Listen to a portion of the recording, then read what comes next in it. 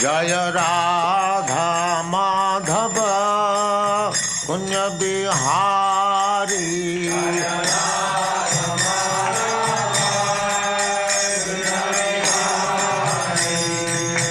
Radha Madhava Kunya Bihari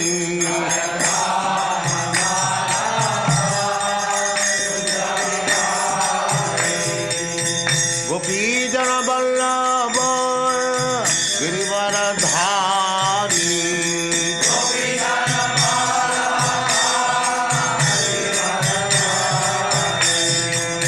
Gopi Jana Vallabha Girivaradhari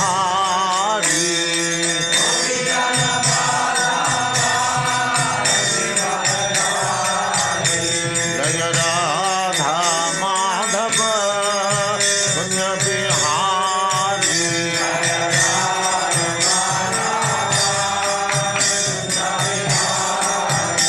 Jaya Radha Madhava Kunya Bihari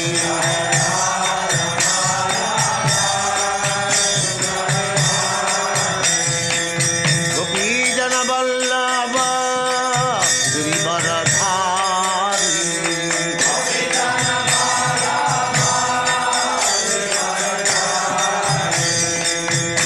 Yashodanandana Braja Jana Ranjana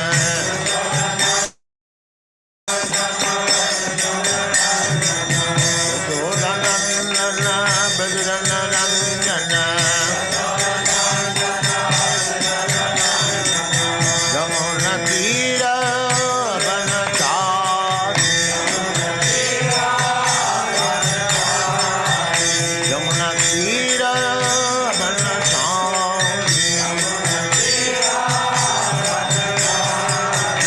Jaya Radha Madhava Kunya Bihari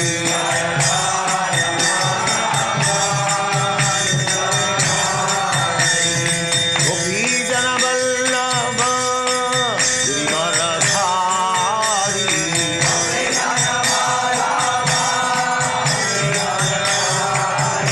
Jaya Radha Madhava Kunya Bihari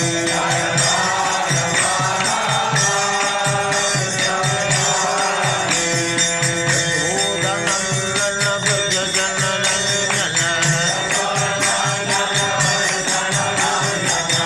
Yashodanandana Braja Jana Ranjana Yashodanandana Braja Jana Ranjana Yamuna Tira Vanachari Jaya Radha Madhava Kunya Bihari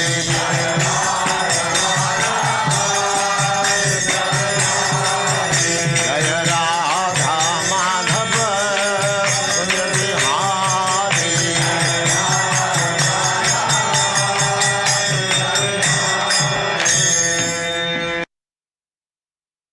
Jaya Muspat Paramahamsa Parivrajakacharya Sattara Sadasya Bhakti Siddhanta Saraswati Goswami Prabhupada ki Jai Ananta Koti Vaishnavrinda ki Jai Ramacharya Srila Haridas Thakur ki Jai Prem se kaho Shri Krishna Chaitanya Prabhu Nityananda Shri Advaita Gadadhar Shivasadi Gaur Bhaktivinoda ki Jai Shri Shri Radha Krishna Gaur Gopinath Sam Khand Radha Khand Giri Govardhan ki Jai Vrindavan Dham ki Jai Navadvip Dham ki Jai Swami Bhaktivinoda ki Jai All glories to the Assembled Lord. All glories to the Assembled Lord. All glories to the Assembled Lord. Thank you very much.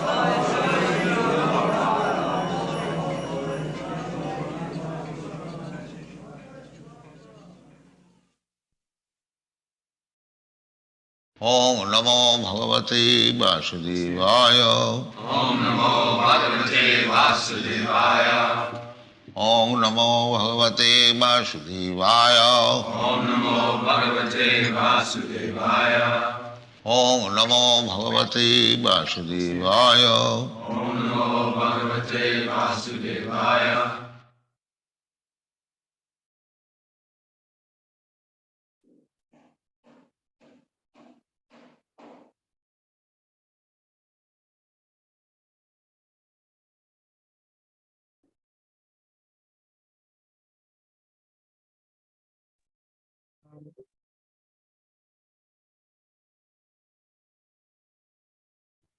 can speak now? Okay. There's feedback. Gauramani Prabhu, you can mute yourself. No, I muted the TV. Oh, is that okay now? Yes. Okay. Hare Krishna, good morning, Gaura morning to all the devotees, and super happy to be with you all online, and super happy to be with the devotees here present in Germany. We would like this morning to welcome our wonderful guest speaker, Stoka Krsna Swami, from the Bangalore project. Actually, as far as I know, please correct me if I'm wrong, Maharaj, is that he's the only sannyasi from the Raganuga camp to come to fructify, let's say, from the Raganuga camp and the Bangalore setup. So we're very, very privileged to have him here, very honored to have him here. Lots of devotees tell me very nice things about him and his classes. Maharaj, would you like to tell us a little bit more about yourself before you give class? Because we would like to get to know you and be inspired to come to Bangalore also and get your association and the association of the whole Bangalore project. Nothing much I have to say about myself. Rather, I would say that I am fortunate to come in touch with the devotees about 40 years back. I was blessed to meet a very sincere devotee in Boston Temple. His name is, even now he's there in the temple. He's serving very nicely. He's Mukta Vandya Prabhu.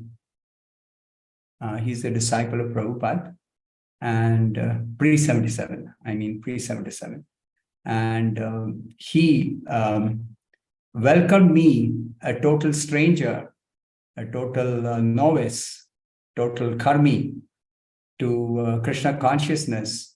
And from that day, I have been fortunate to get more and more association, more and more prasadam, more and more Krishna consciousness. And till today, it continues by the blessings of all the Vaishnavas and Prabhupada and Chaitanya Mahaprabhu and Lord Krishna. That's all I can say.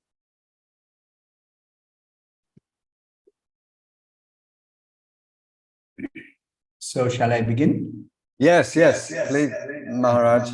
Go ahead, the floor is yours. We are yours. All our ears and attention are with you. Okay, first of all... and the topic is, as advertised, all attractive Krishna.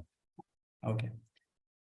So Prabhupada has already said the Prema Dvani, but I will add this. Jaya Om Vishnupad Paramahamsa Parivrajaka Ashtottara Shata Shri Srimad, His Divine Grace, Abhay Charanarvinda Bhakti Vedanta Swami Srila Prabhupada Ki Jai, Ananta Koti Vaishnav Vrindi Ki Jai, Harinam Sankirtan Yagni Ki Jai, Nitai Gaur Premanandi Hari.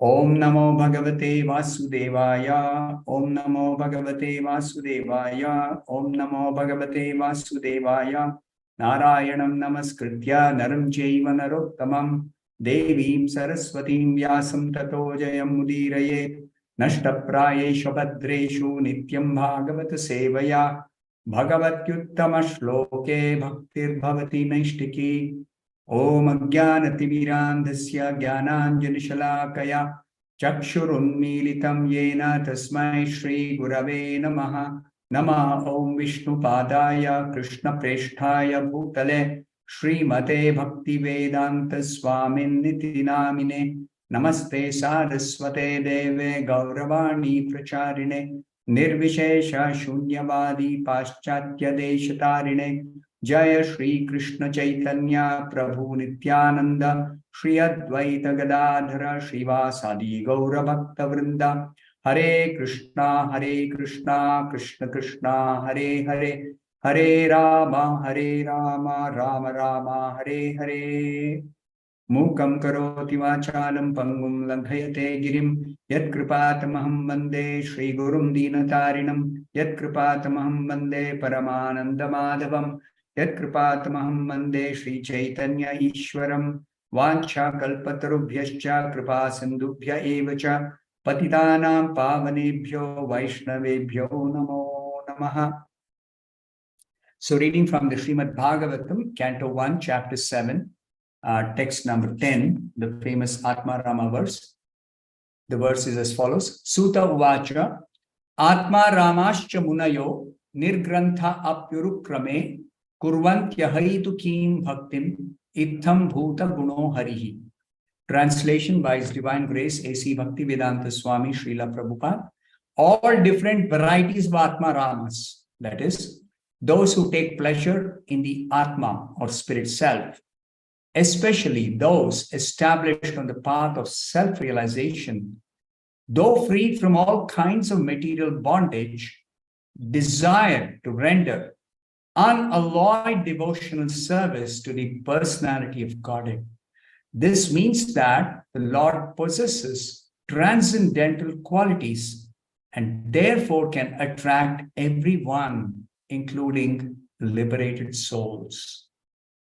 So this is a very wonderful verse. Of course, all the verses of the Bhagavatam are wonderful, but this is a special verse which was particularly explained by Sri Chaitanya Mahaprabhu in 61 ways to his disciples, Srila Sanatana Goswami. And Srila Krishnadas Kaviraj Goswami has very mercifully told us in the Chaitanya Charitamrita what are those different 61 meanings that Sri Chaitanya Mahaprabhu explained about the Atmanama verse to Sanatana Goswami. So the essence of all the explanations is that simply by somebody getting association of a pure devotee of Lord Krishna, one becomes attracted to Krishna. And that attraction is so powerful that regardless of that person's background or condition, that person who gets attracted to Krishna through the pure devotee becomes himself a pure devotee and does begin to render unalloyed devotional service to Krishna and becomes completely perfect in every respect. So essentially, Chaitanya Mahaprabhu is explaining that Krishna is full of so many unlimited, wonderful qualities that through those qualities, he is able to attract everyone. Krishna is able to attract everyone. Therefore, the name Krishna, which means all attractive, is perfectly applicable only to Krishna, the Supreme Personality of Godhead, the Supreme Absolute Truth. And Chaitanya Mahaprabhu gives nice examples in this explanation. He says the word guna, itham bhuta guno harihi. The word guna means quality, and the qualities of Krishna are all transcendentally situated and they are unlimited in quantity. See, this is the special thing about Krishna's transcendental qualities. Even though the scriptures say that every living entity is actually every living entity is having the same similar spiritual qualities like Krishna. Qualitatively, we are same as Krishna. But quantitatively, Krishna is unlimited and we are limited. So that aspect is being explained here. The qualities of Krishna are all transcendental. Similarly, we as spirit souls, we are also essentially spiritual by nature, and we are also having transcendental qualities, spiritual qualities, but we have them in very, very, very minute quantity. Whereas Krishna has spiritual qualities in unlimited quantity. That is one thing. Besides that, we share some of Krishna's qualities as our own qualities, whereas Krishna has unlimited numbers of transcendental qualities. qualities. That is also another difference. So like this, while the scriptures explain that we are essentially same in quality with Krishna, but still the transcendental qualities Krishna possesses are unlimited in quantity, and he has unlimited transcendental qualities. So this we have to particularly note. Then further, Sri Chaitanya Mahaprabhu says, Krishna's transcendental qualities of opulence, sweetness, and mercy are perfect and full. Now, Krishna is so magnanimous that he can give himself to his devotees. There's a verse in the Chaitanya Charitamrita which explains why did Advaita Acharya begin to worship Krishna in the form of Saligram Shila. A verse came to his mind when he was thinking, how can the fallen people of this Kali Yuga be delivered?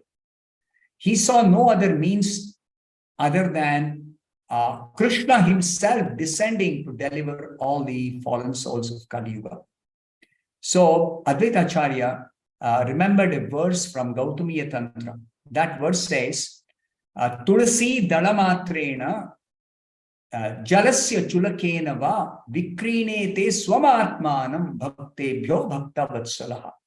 The meaning of this verse is, Krishna in the form of Shaligram Shila is so merciful, so very merciful that if a devotee offers the Supreme Lord in the form of Shaligram Shila, that is again a very merciful manifestation of the Lord. He has appeared in that form of a stone, okay? But there are special markings on the stone which indicate that that stone is no ordinary stone. It is the Supreme Lord appearing in the form of the deity of the Shaligram Shila. So that form, the Supreme Lord as Shaligram Shila accepts if he is offered just one tulsi leaf, tulsi dala matrena, just one tulsi leaf, if a devotee offers with devotion, or jalasya chulakenava, one palmful of water. If a devotee offers to the Saligram Shila form of Krishna with devotion, vikrinete swamatmanam, Krishna in that form of Shaligram Shila becomes so very pleased with the devotee that he thinks, I have nothing in my possession which can equal that one tulsi leaf or the palmful of water which the devotee has offered me, that I can give in exchange for that wonderful offering. And Krishna, considering that he has nothing in his possession which he can give in exchange for the devotee's offering, he sells himself to his devotee. Vikrinete swamatman. He says, I have nothing with me. I myself offer myself to you, my devotee. I am yours. So, remembering this verse, Advaita Acharya began to worship the Saligram Shila, petitioning Krishna that, my dear Lord, you have to personally descend to deliver all these fallen souls. Otherwise, I don't see any other means for deliverance of these fallen souls. And one of the two external reasons why Krishna descended as Chaitanya is this fervent call by Advaita Acharya through worshipping of the Saligram Shila. So, Krishna's transcendental qualities of opulence, sweetness, and mercy are perfect and full. Now, he's so magnanimous that he can give himself to his devotee. Only because of his quality of giving himself to his devotee did he actually descend to this world as Chaitanya and in the form of his own devotee on the calling of Advaita Acharya. Now here Chaitanya Mahaprabhu gives examples that the devotees of Krishna are invariably attracted by his uncommon beauty, his mellows, and his fragrance. Thus, they are differently situated in the different transcendental mellows, and therefore Krishna is called all attractive. And he goes on to give the examples. The minds of the four boy sages, the four Kumaras, Sanaka, Sanatana, Sanandan, and Sanat Kumara, were attracted to the lotus feet of Krishna by the aroma of the tulsi leaf that has been offered to the Supreme Lord. So there's a wonderful verse in the Bhagavatam, in the 3rd canto, it is described by Lord Brahma. When the breeze carrying the aroma of the tulsi leaves and saffron from the lotus feet of the lotus-side Supreme Personality of Godhead entered through the nostrils into the hearts of those sages, the Kumaras, they experienced a change in both body and mind, even though they were attached to the impersonal Brahman understanding.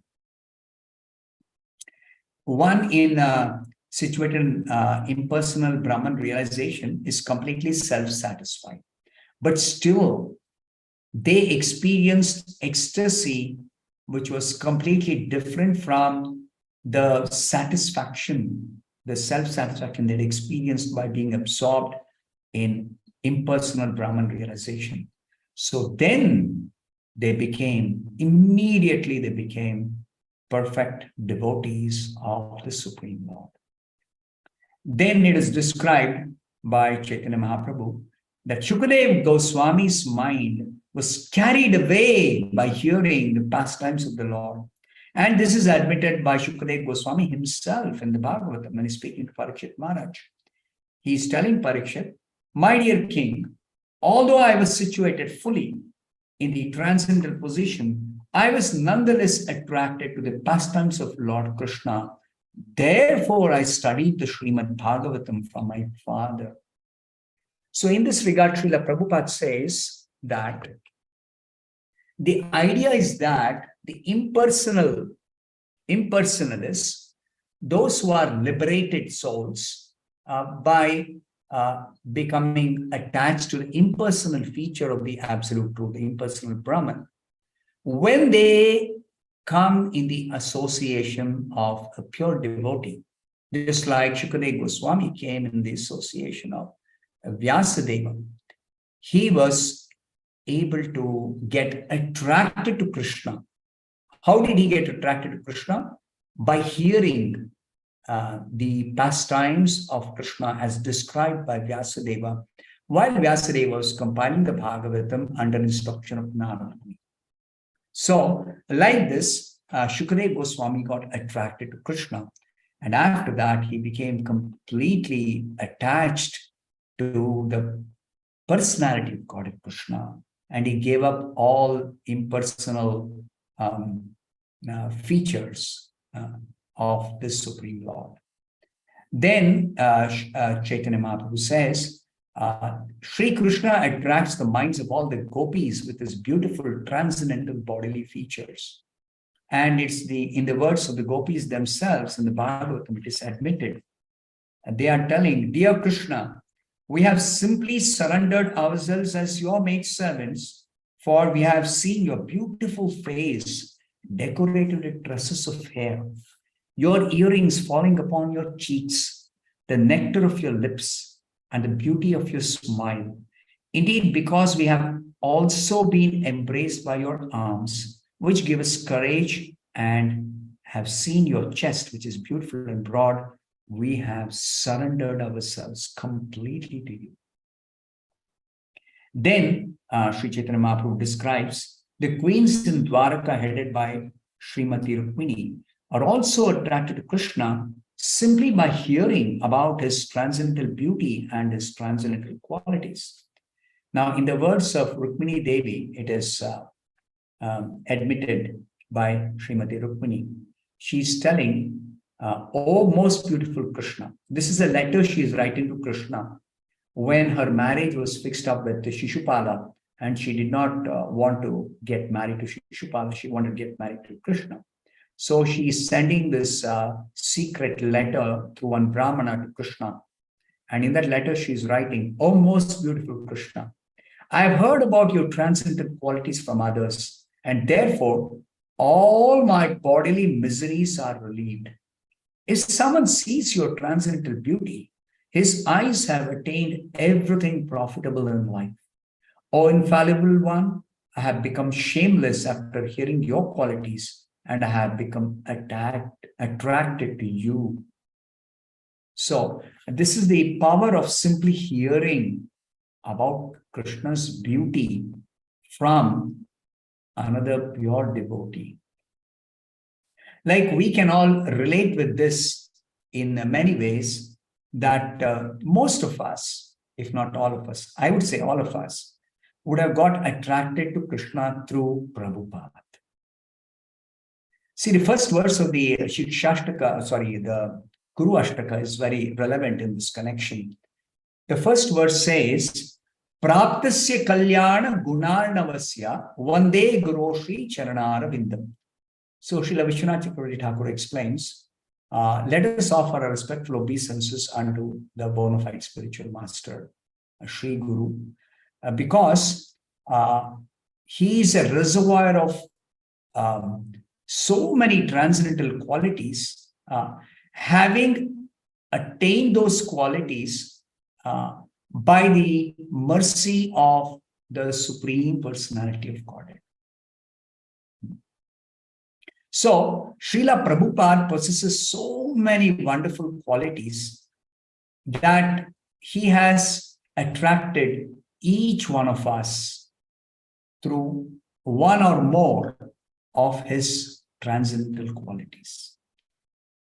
Some devotees say they were attracted by Prabhupada's sweet singing. Some devotees say they were attracted by the prasadam that Prabhupada prepared and actually served them. Some devotees say they were attracted by Prabhupada's compassion, that he left Vrindavan, the most dear place and the most perfect place for executing pure devotional service, and traveled all the way to the hellish place called New York. And simply out of compassion for the suffering souls, in accordance with the order of his spiritual master. So they were so touched by the compassion of Prabhupada, that compassionate quality of Prabhupada. Like that, all of us can relate. When I read Prabhupada's biography, of course, I'd heard about Prabhupada from the devotees, but when I read the biography, I couldn't think of anything other than simply surrender to Srila Prabhupada. What he has done, it is impossible to imagine any other person that I know of, or any other person in this world, who would have actually done so much for suffering humanity. So I just could not think of anything other than simply joining Prabhupada's movement. So like that, everybody is touched by some particular quality of Prabhupada. And this is the greatness of Prabhupada, that he is so devoted to Krishna that he shares Krishna's attractive qualities, and he is able to attract so many souls. In fact, he has the power of attracting everyone in this material existence. It is just that until somebody comes in contact with Prabhupada, till then they are ignorant about Krishna. They don't have a feeling of what are Krishna's personal qualities. They don't know about Krishna. So they remain away from Krishna. They remain in forgetfulness of Krishna. But if someone somehow comes in contact with Prabhupada, any one quality of Prabhupada will definitely touch their heart, one or more, as I say, not just one, that they will become attracted to Krishna through Prabhupada, and then that's the end of their material existence. So we simply have to present Prabhupada to the forgetful souls, to the suffering souls of this world. And that's it. That's enough. Nothing more is required. So further, Chaitanya Mahaprabhu says, Lord Krishna attracts the mind of the goddess of fortune simply by vibrating his transcendental flute. Now, this is admitted by the Nagapatnis when they offer prayers to Krishna after Krishna subdued Kaliya.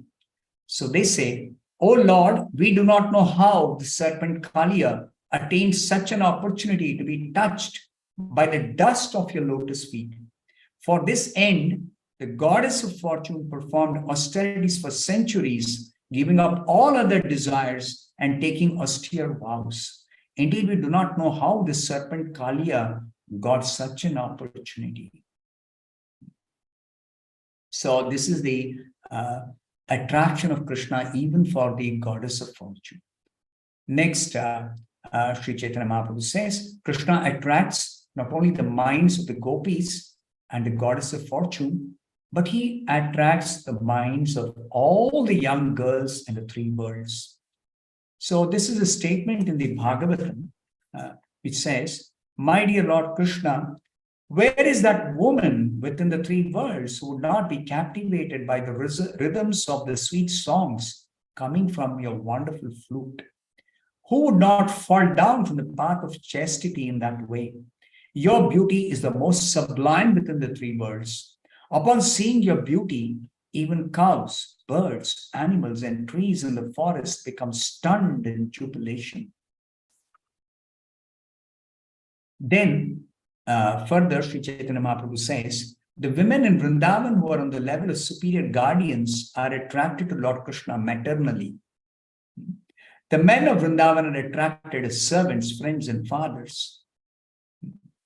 The qualities of Krishna captivate and attract everything living and non-living. Even birds, animals, and trees are attracted to Krishna's qualities. So in this way, Krishna attracts everyone in Vrindavan. Everyone in Vrindavan. All living beings, moving, non-moving, everyone. Then Chaitanya Mahaprabhu explains that the nature of devotional service is somehow somebody begins devotional service, and that is possible only if one comes in contact with a pure devotee of Krishna.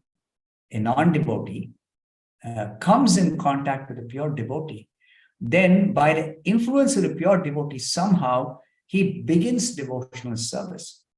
And the wonderful thing about devotional service, as opposed to all other processes of self-realization, is that characteristically, one in devotional service is attracted away from the impersonal Brahman.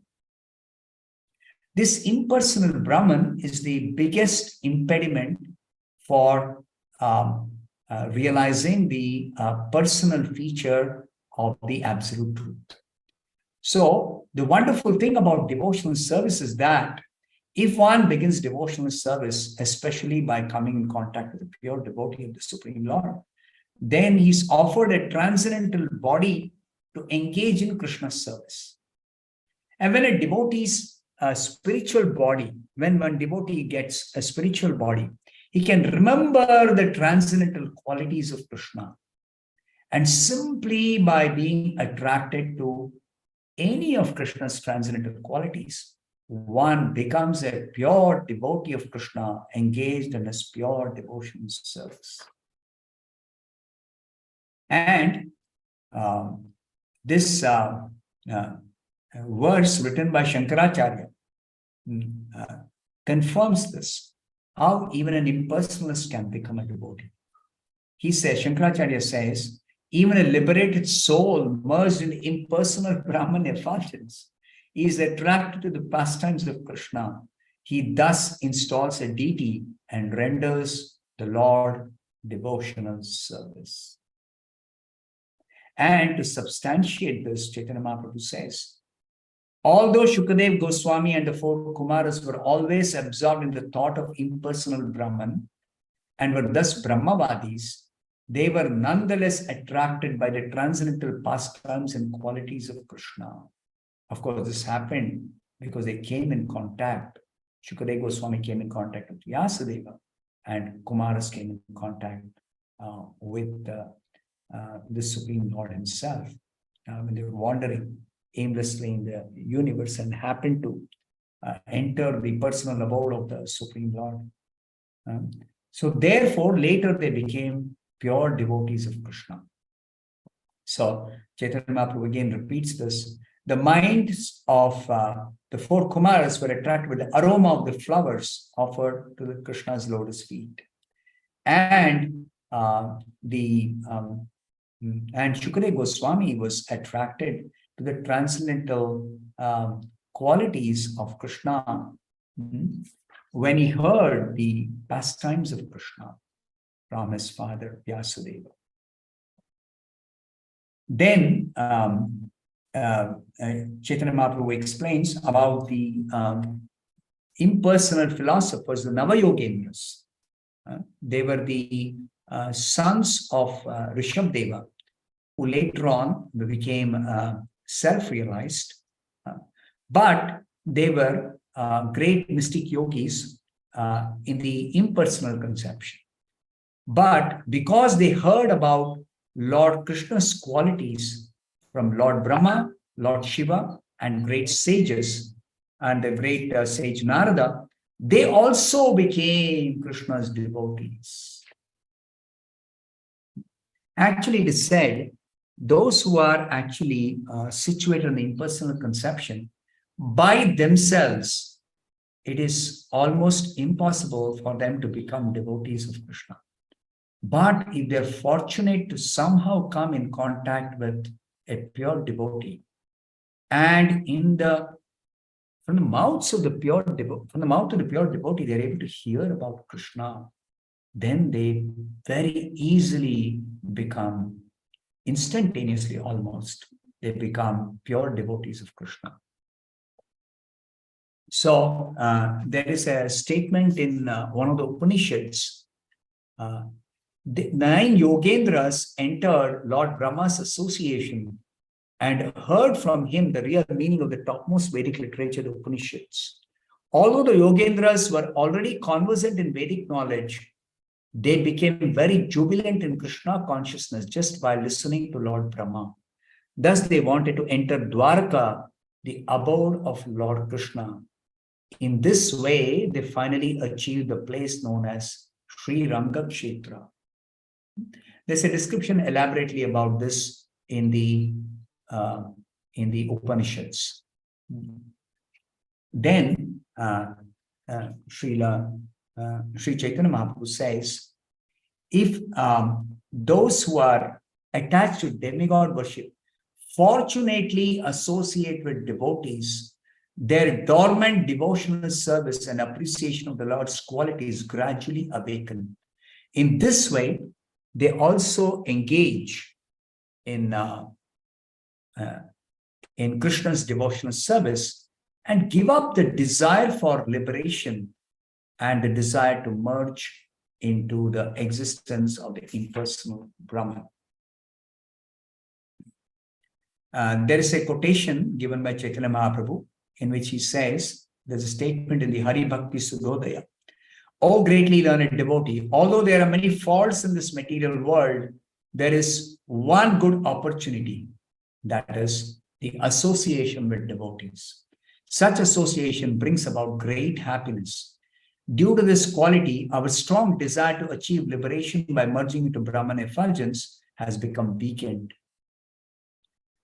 Then it is said that simply by meeting Krishna or receiving Krishna's special favor, one can give up the desire for liberation.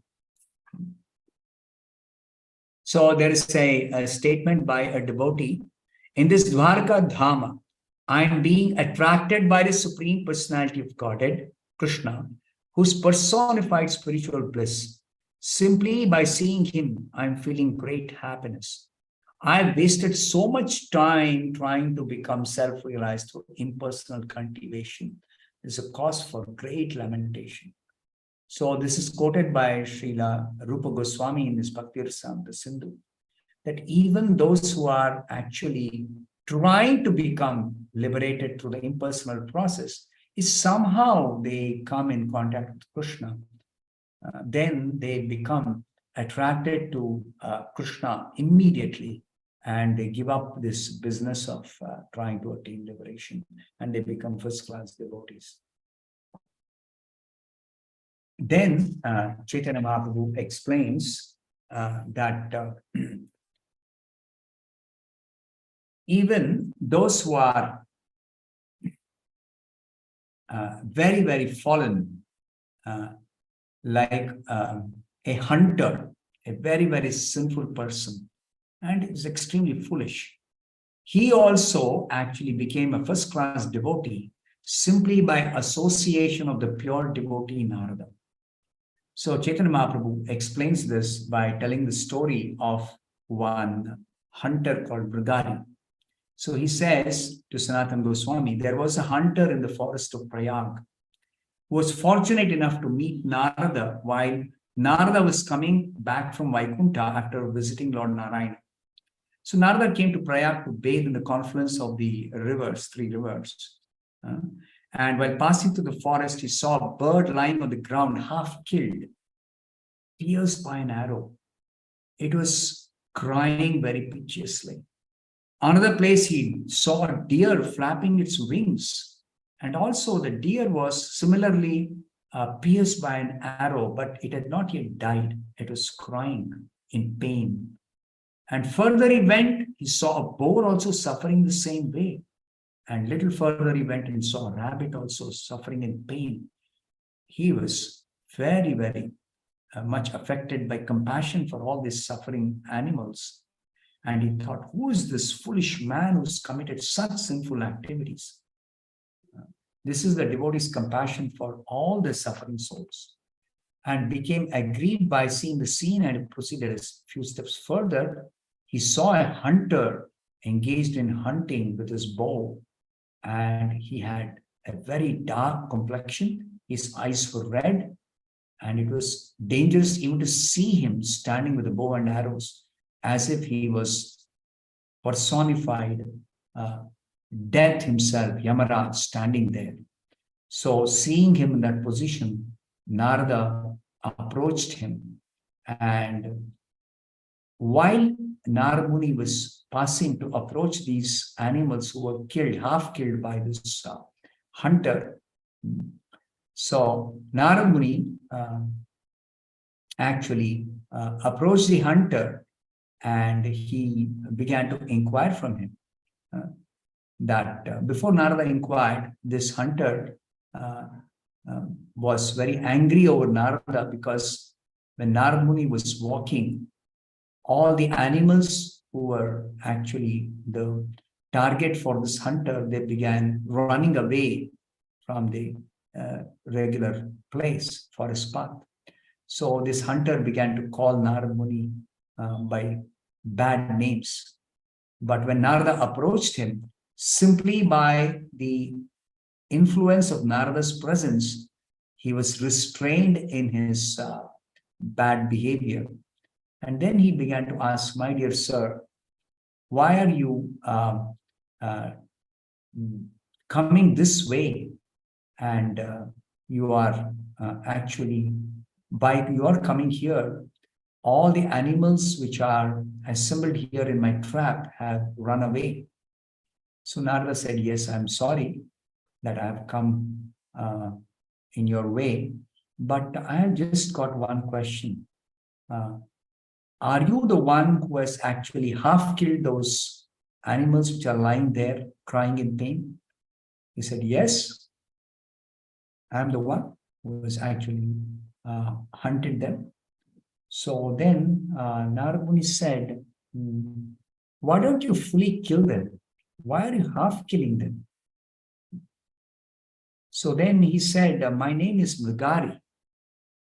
And according to the teaching of my father, I have been taught how to half kill animals and leave them crying in pain, flapping their wings or flapping their legs or whatever. So when I see an animal half dead, I take great pleasure in that. So you can imagine what a cruel person this hunter is. Not only he kills animals, but he half kills them and takes pleasure in seeing them crying in pain. So Narad Muni then said, I want to beg one thing from you. Please accept it. So hunter said, yes, whatever animal skins I have, I can give you. Which one do you want? So Narad Muni said, I don't want any animal skins. I want to ask you something else. So he said, what do you want? So Narad Muni said, I'm just requesting you one thing, that please don't half kill animals, kill them completely. So he then said, what's the difference between half killing and killing them fully?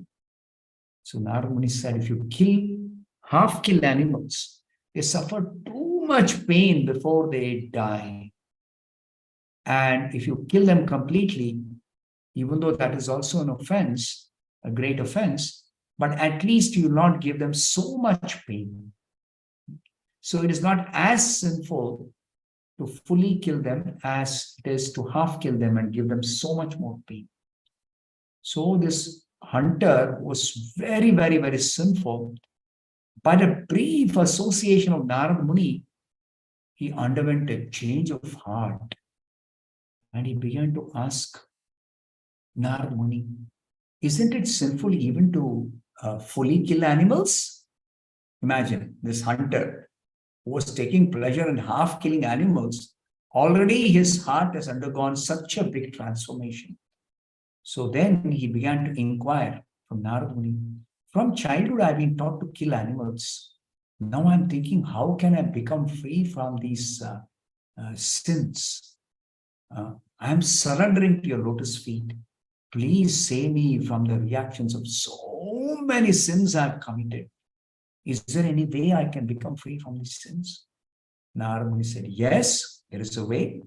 If you first break your bow into two, throw it away, then I will instruct you what you can do to become free from all your sins.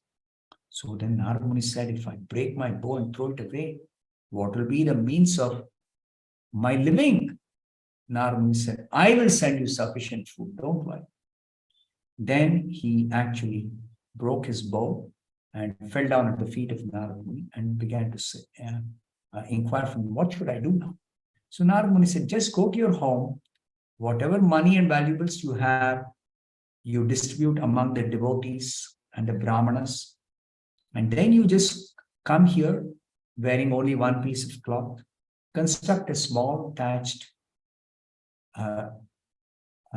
house in the bank of the river, sow the tulsi plant by the side of your house, circumambulate the tulsi tree, and one fallen leaf every day you should taste, and then always chant the Hare Krishna mantra. And as far as your living is concerned, I will send you sufficient food, don't worry. So Narada, then he went away from that place, and while going away, he relieved the half-dead animals by removing the pierced arrow, and just by the touch of his lotus hand, the animals were completely freed from all the wound and pain, and they happily went away. The hunter saw Narad Muni's action, and he was struck with wonder, and he began to consider, oh, he's such a great personality. Then the hunter returned to his home and began to follow. And the news spread that this hunter actually has become a devotee. A cruel hunter has become a devotee. So the villagers, surrounding villagers, they came to see this new devotee. Hunter turned into a Vaishnava. And it's a custom in those times that anybody would come to see a saintly person or a Vaishnava, they'd bring something with them, some fruits or some grains or something. So they all began to come and see the hunter turned Vaishnava, and they would give him grains, fruits, so many things. And he began to wonder, how much Narad Muni is sending me? I don't want so much, I want very little. So he would only accept as much as he required and used to send back whatever excess they would bring. And some days passed, and Narada said to his friend Parvata Muni that I have got a disciple. Let us go and see him. How is he doing? Is he doing well?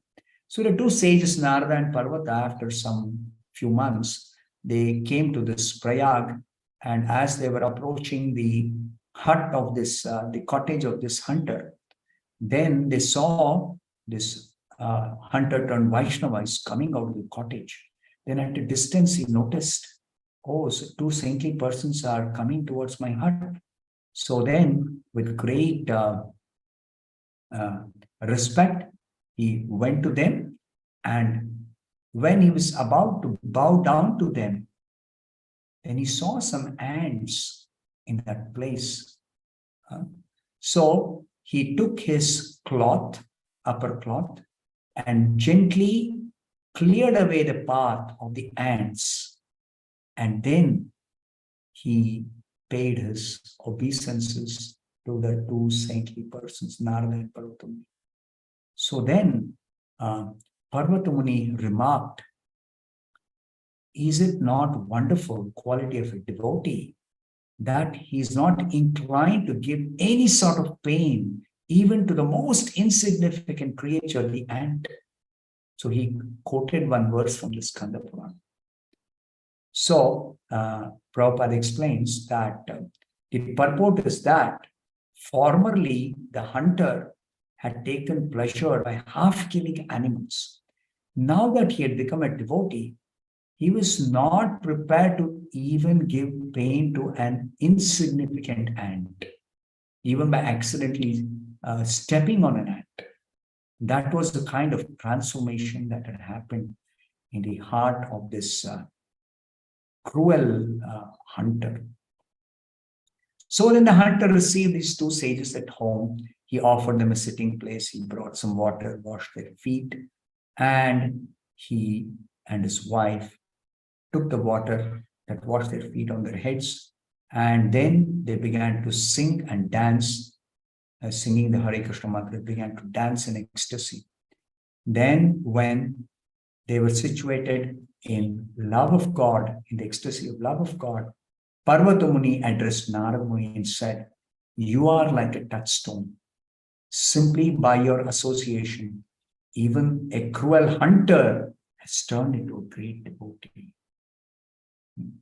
So this is the influence of brief association of even a most cruel hunter, a foolish hunter, with the pure devotee Narada Muni. So in this way, Chaitanya Mahaprabhu explains that the association of a pure devotee is so wonderful, so important, and so very powerful that anyone can become a pure devotee himself by such association. So I'll stop here. Any questions or comments in the short time that is left? Of course, there are many more things. Hare Krishna, Maharaj, we have actually a lot more time because we have 2-hour slot. So, you know, there's lots of time for you to go on more, or especially actually for devotees now to be able to ask questions. And if they don't mind, any questions or comments or any discussions? So question I had is actually, it was interesting how the 4 Kumaras came to the Vaikuntha, to the gates of Vaikuntha, and Jaya and Vijaya were there. How come that bhakti wasn't, or personalist mentality wasn't awakened by their association with Jaya and Vijaya? Okay, the description that is given in the Bhagavatam, 3rd canto, is that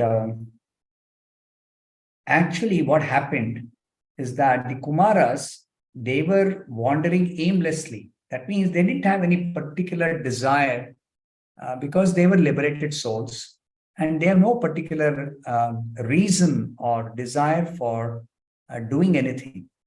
So they were just wandering, and just like Shukadeva Goswami, he was wandering without any concern for any social etiquette, and therefore he was just wandering naked. So their consciousness they're absorbed in the thought of impersonal Brahman. This is their position. They are liberated souls. So they were just wandering. They happened to enter the Vaikuntha. Now they are not very conscious that they have entered the Vaikuntha, which is the personal abode of the Supreme Lord, because in the understanding or the realization of the impersonal Brahman,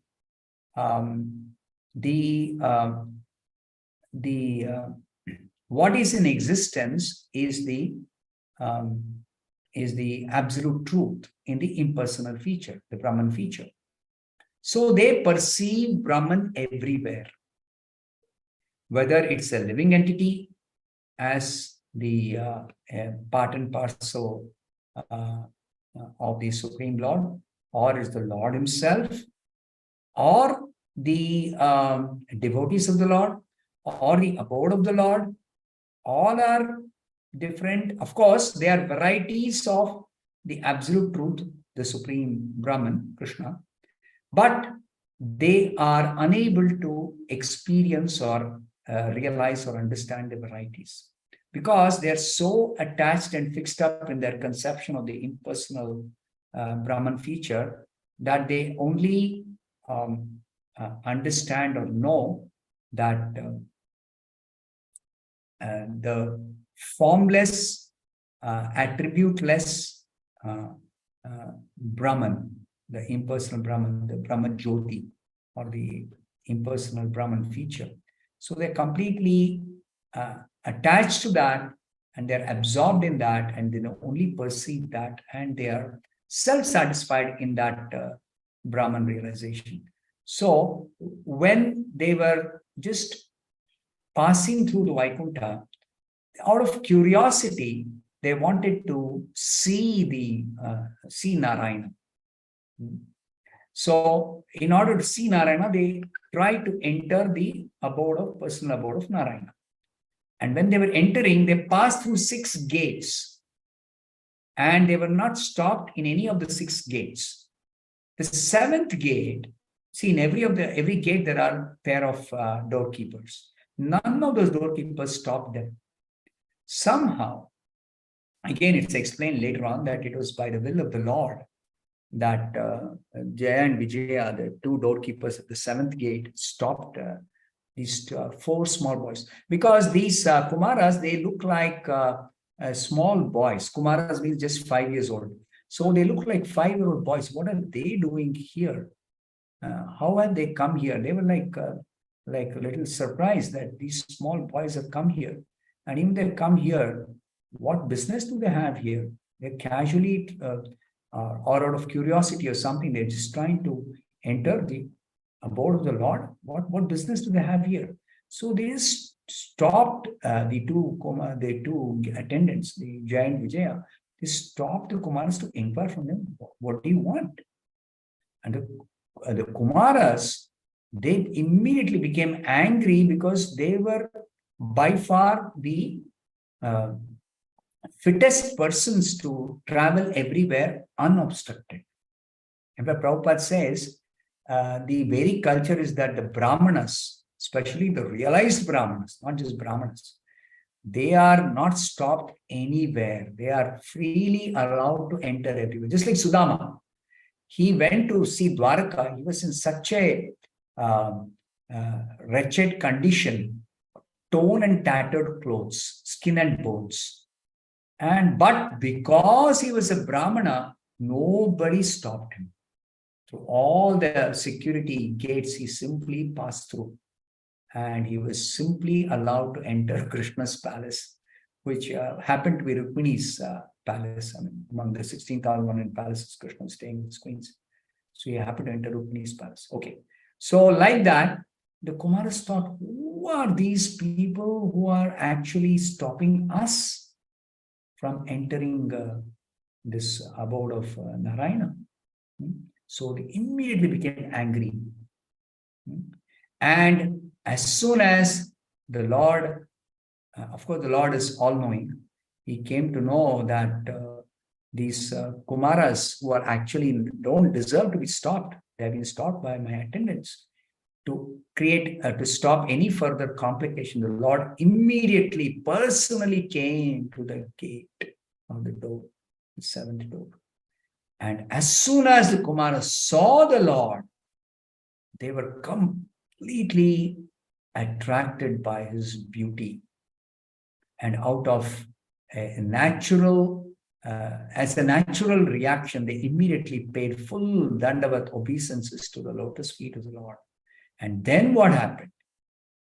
When they paid obeisances to the Lord, the fragrance of the tulsi leaf at the lotus feet of the Lord mixed with a saffron, that entered their nostrils, and they experienced a change of heart, an ecstasy which they had never before experienced.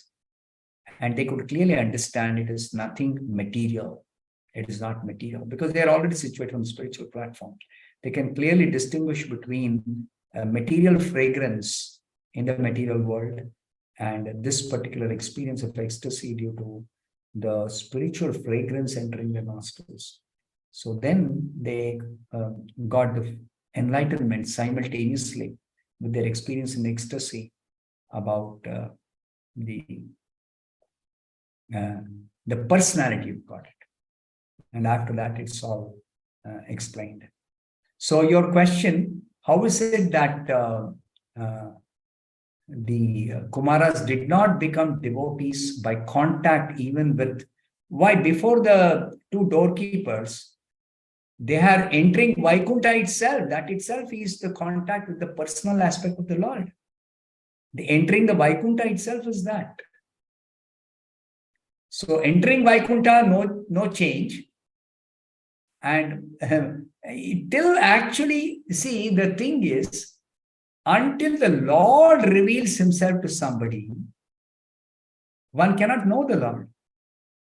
Even if we are engaged in devotional service, and our aim is to know the Lord, to realize the Lord, we don't have as devotees any aim to realize impersonal Brahman or Paramatma or any goal of heavenly planets or Brahmaloka or anything. Our goal is, I want to know you, Krishna. I want to realize you. I want to surrender to you. I want to become your devotee. But still, till the Lord reveals himself to us, we cannot know him. We cannot realize him. We cannot understand him. We cannot. That's a fact. So the Lord has to reveal himself. Of course, there is one exception to this. The exception is if a pure devotee of the Lord who has fully realized the personality of Godhead and completely engaged in his service. So much so that the Lord is become the purchased by the devotee. This is the word Prabhupada uses. Such a devotee, if he reveals the Lord, then the Lord becomes realized. Yes, that's the only exception. Otherwise, we cannot realize the Lord till the Lord reveals himself. If Prabhupada wants to reveal Krishna to us, yes, then Krishna, we can realize Krishna. Is it okay? Okay, any other question or any other comment? Maharaj, thank you so much for such a wonderful, deep explanation. It was really nice. We have another question here by Mathurapati Prabhu. Come in front of the camera. This camera. The camera. See on the laptop. Get on your knees. More. Knees. Okay, mute yourself, Balaram. 1 second. You just need to back up a bit. Back. No. Don't touch it. Don't touch that. Just come back a little bit. Come back more. You're big guy. Sit down. Oh, okay, it's very good. This is Mathurapati Prabhu. He's our host in Germany. He's the temple commander, temple president here. Hare Krishna Maharaj. Hare Krishna, Hare Krishna. Hare Krishna. So my question is also because of the Kumaras and also Shukadev Goswami. I have read in Shantaras. So that means that if someone is in impersonal realization, that at first, next step looks like for me that he must come in Shantaras. But how it is possible that even Shukadev Goswami have described all the Leelas, Madhurya and everything when he is on Shantara. So how this is possible that he can explain all this? I was thinking that if someone is Madhurya Ras or something like that, maybe in his Siddhadeha body, like Acharya, then he can understand automatically all others. But Shantaras, how this is possible that he can understand everything also from Madhurya Ras? Okay. There is a particular quote Prabhupada has explained in reply to somebody's question, that particular thing is not available in the folio, in the Vedabase, but some devotee has shared that. Prabhupada said, it is not that the particular type of loving relationship each one of us has with Krishna is fixed up. That is not correct. That's not right understanding. Our position as a devotee of Krishna is a fixed relationship. As a devotee of Krishna, a loving servitor of Krishna. But it is not that the rasa is fixed up. Now, different devotees render various kinds of service to Krishna, and they are situated in the particular service according to the particular relationship with Krishna. No, it's a very dynamic thing. The relationship with Krishna is not a static relationship. Just like even in ordinary material affairs, we know, let's say a gentleman is related with his wife as his wife. Okay, that lady is related with his wife. Now, it's not necessary that all their activities will be only in their relationship as husband and wife, fixed up to a kind of conjugal relationship. No. They can have some activities where there's a friendly kind of exchange. They can have some other exchange. Or even the son with the father. When the son is grown up, you see, he will not be only restricted to those activities which typically a son will perform in his relationship with his father. That's in the immature stage, when he's not mature. When he's mature, he can discuss with his father even as an equal. So similarly, even in our spiritual relationship with Krishna, when we have attained perfection of attaining that love of Godhead, then our activities in that relationship and our devotional service with Krishna will be of varieties. It need not be only one type of rasa. So when it is said somebody is situated in a Shantarasa relationship, it is the particular kind of service that the devotee does. Just like Krishna teaches us this important lesson, that as far as Krishna is concerned, he equally reciprocates with everyone, all devotees. Just like when Brahma Vimohana Leela happened, that Brahma was trying to test who is this covered boy who's all attracted in Vrindavan. And he knew it as Krishna, but he wanted to find out further wonderful pastimes of Krishna. So he stole away the covered boys and the calves from Krishna. And Krishna, okay, Brahma has done that. Okay, now what can I do? How can I go back alone? So he expanded himself. Now that expansion of Krishna as the covered boys and calves, what was it meant to actually show us, teach us? That even as a calf, even as a cow, or even as a mother, a elderly gopi, Krishna equally reciprocates with everyone, all the devotees. So it is their particular service to Krishna that they want to render as a cow. What is the service they can do as a cow? So they can give milk, and then they can actually cow. Krishna can tend the cows as a cow. Okay, so Krishna takes pleasure in doing that, and they actually reciprocate that way with Krishna by serving as a cow, serving as a elderly gopi, a friend of Mother Yashoda, like that. So it is not that the relationship is a fixed one like that in terms of the rest. And then sorry, then I have, okay, now it's more clear.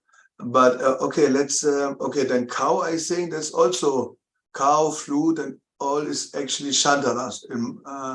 Have I understood rightly? But if they want to change this rasa, they can change immediately the form and give some other. The form is dependent on what kind of service they want to render. Again, the form is not fixed. This then this it's is very true. important. Because I heard only from someone, he was reading some Leela, I think. I have never read in Prabhupada's book. Then Krishna's, some of the cowherd friend, they was going with Krishna in take a bath. And then after taking the bath, they transform in the towel, the hantu, in the towel to dry Krishna's hand. And I was thinking, I hope there's not speculation, I don't know. But they can, this is a standard. The thing is that the dynamic of spiritual relationship is this. Let me just briefly tell it. Now, devotees want to serve Krishna the way Krishna wants them to serve him. Krishna tells, okay, how do you want to serve me? I am ready to accept any type of service you want to render to me. So there's a transcendental dynamic there. So immediately they can change the form. If Krishna just has to tell, I want you to serve me this way, immediately Yogamaya is there. Yogamaya will give them that form. What is Yogamaya's work? Simply to facilitate devotee serving Krishna, Krishna serving his devotee. That's all Yogamaya does. No, more clear. Yeah, because we have like it's a very dynamic thing. This devotional service that is going on in the spiritual world, it's a very dynamic thing. It's not a static. See, our understanding, we try to, of course, naturally, we will try to compare with our kind of activities here. Supposing I want to serve somebody in a particular way. I want to serve you nice prasadam. So then I have to cook some nice, or I have to get cooked some nice dishes, and then I'll invite you, please sit down, then I will personally serve you, something like that. So now this, our conception is that, only a human being can cook something and serve. Animal cannot cook, correct? Yes. So then you will think somebody, let's say somebody is having a pet dog. Like in the material conception, they have a thing, oh, I like this dog very much. And the dog also nicely wags its tail and, particularly reciprocates with its master in a way. So then we'll understand, there is a nice relationship between the master and the dog. But the dog cannot possibly do any kind of service like, oh, I can serve you some nice food. The dog cannot do that. But that kind of limitation we should remove from our mind, that a particular living entity as a dog can serve as a dog only, the master. No, that doesn't exist in the spiritual world. A dog is not a dog. Okay? And that is the understanding we should have. Nice. It's also in that connection, I must point out that devotees are not considered inferior if they have a form of a flute or a cow as compared to having the form of a covered boy or a covered girl or a covered man. See, in the material world, we have this distinction. The form of the human is the topmost form, most developed form. And obviously, there are limitations in all other lower forms. But that limitation doesn't exist in the spiritual world. Devotees don't have any limitation how they want to serve Krishna. So there is no such thing as I'm a flute devotee. I'm a this we have to remove this conception. They are devotees, finished. Of course, we make the distinction. Devotee is the category belonging to the marginal potency or the internal potency. That distinction is there. That eternally exists. Yes. Radharani doesn't belong to the Jiva category. Radharani belongs to the internal potency. Internal potency also the pleasure potency. But everybody is devotee. Everybody is pure devotee. Everybody is serving Krishna lovingly. That is Goloka Vrindavan. So, strictly speaking, there's no distinction to be made between the gopis, the cows, the calves, the peacocks. There's no distinction to be made. But have you read also in some books, in some Shastra, that even, let's say, a cow or a flute was thinking, okay, now I want to serve Krishna in Vatsalya Ras or whatever, and then they change the form of from flute, they become another form immediately then. Oh. Yes. Yeah. Okay. So another thing, Prabhupada explains the word bhava. I have it. Bhava means the particular mood of service. Okay. Bhava means ecstasy. Another place Prabhupada says bhava also means form. So then what is the meaning of bhava? Is form. So that a mood of service is I want to serve Krishna as a covered boy. So then that bhava of covered boy means the form of covered boy. Now it's clear. Now this was I missed something. Okay. Now it's clear. Thank you. Any other comment or question or?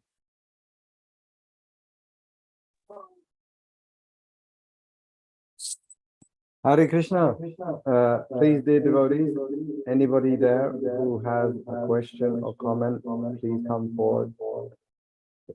And even I see Gauramani Prabhu is here, and anyone like him, if you would like, please just come on at least a couple of minutes. Okay, here is a tell us a question little bit on about chat. yourself and what you're doing. Okay. Because we want Prabhupadanugas to meet all Prabhupadanugas around the world. So first and foremost, if you have a question to Maharaj for the class. Oh, there is a question. This is the question? You have to read it.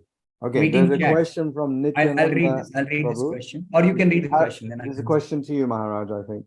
Yes. So, Hare Krishna Maharaj, please accept my obeisance of Golosh Prabhupada. Regarding your discussion on the topic of transformation of the spiritual form of the devotee to serve Krishna by changing their form due to Yoga Maya, how is it possible that one can have an eternal Swarup in one of the 5 rasas, but then get to change the rasa? That is not possible as far as my understanding from Srila Prabhupada. Can you please clear this point, which I think he already cleared, right? No, I think it's clear. I think I actually. Where am I? Okay. So the question is, how is it possible that one can have an eternal Swarupa in one of the 5 rasas, but then get to change the rasa? Okay. I should confess I don't have a deep understanding of this subject matter of rasa, but whatever little I know, I will try to state that this subject matter of rasa and eternal Swarupa is definitely one of when you say eternal, definitely it is a fixed thing. Just like Radharani is eternally situated in Madhurya Rasa. Definitely. Yashoda is eternally situated in Vatsalya Rasa. But to say that, to think that just because Yashoda Maya is situated in Vatsalya Rasa, that she doesn't have the opportunity to serve Krishna in any other way is not correct. But it so happens that if somebody is engaged in one particular type of service, they can eternally be engaged in that service. It's not like material world where, oh, I'm getting bored, I have been doing this service for a long time. No, that conception we should never entertain. So Yashoda can eternally be serving Krishna as his mother, and Krishna also, he is happy receiving the service of Mother Yashoda as mother. He is happy with that. And in that itself, it's not that it becomes hackneyed, and because there time doesn't have that effect of becoming worn out. You see, time doesn't pass. This is the statement of the Brahma Samhita. You would have heard this. Nimeshardakyo vabjati nahi yatrapi samayaha. Their time doesn't pass. They are always in the ever-present spiritual time. That's only spiritual time, ever-present. There is no past, there is no future. So they're always engaged in that service. But it is not again hackneyed. It's not the same thing. It is not like a repetitive thing. It is not a repetitive thing. Like every day, Mother Yashoda puts Krishna to sleep at night after he comes back from cow herding, and next day morning she wakes him up, and then she prepares him nicely, and then she sends him for cow herding. Now, this is not at all a repetitive thing. It's so dynamic that something different keeps happening every day. And the days pass on as if days are passing on, but actually time is not elapsing. This is inconceivable for us because we are only aware of material time, dimension of material time. So we cannot accommodate. So Srila Bhaktisiddhanta Saraswati Thakur says one very important thing. While we are in the material world and we are executing sadhana bhakti, we should always remember that we are trying to get some understanding of what is the spiritual dimension. Now, actual experience of the spiritual dimension is generally not possible while we are trying to perfect our spiritual life. It can actually happen only after we become perfect. And actually, we are situated in the spiritual dimension. So we cannot expect, however advanced somebody may be in their spiritual practice, still, the actual experience of the spiritual dimension, the spiritual platform of rendering service is not possible. So it remains inconceivable for us. What is this ever-present spiritual time? However advanced somebody may be, till they actually become fully perfect, it remains just inconceivable. That's all. We accept it, it's inconceivable. To whatever extent I can understand, or whatever explanations I hear, or whatever realization I have, or whatever somebody else may explain to me, we have to be satisfied. And we have to wait for that actual advancement, perfection of the advancement when we actually enter the spiritual dimension. Then it is a matter of experience. There is nothing to say or hear or ask or doubt. None of those things. No. Makes sense what I'm saying? You can speak now. Nityananda Prabhu, please go ahead. Okay. Can you hear me? Yeah. Hare Krishna, dear devotees, you want to please go accept my humble obeisances. All glories to Srila Prabhupada, Dandava Pranams, all the Vaishnavas around the world. Humble obeisances to you. Thank you very much, Maharaj. It was a very nice explanation. I really appreciate that. I just want to add something onto this from my understanding of what I read from Srila Prabhupada. So in the Bhagavad Gita, as it is in the introduction section, Srila Prabhupada gives us this, that there's a 5 primary rasas that one can have.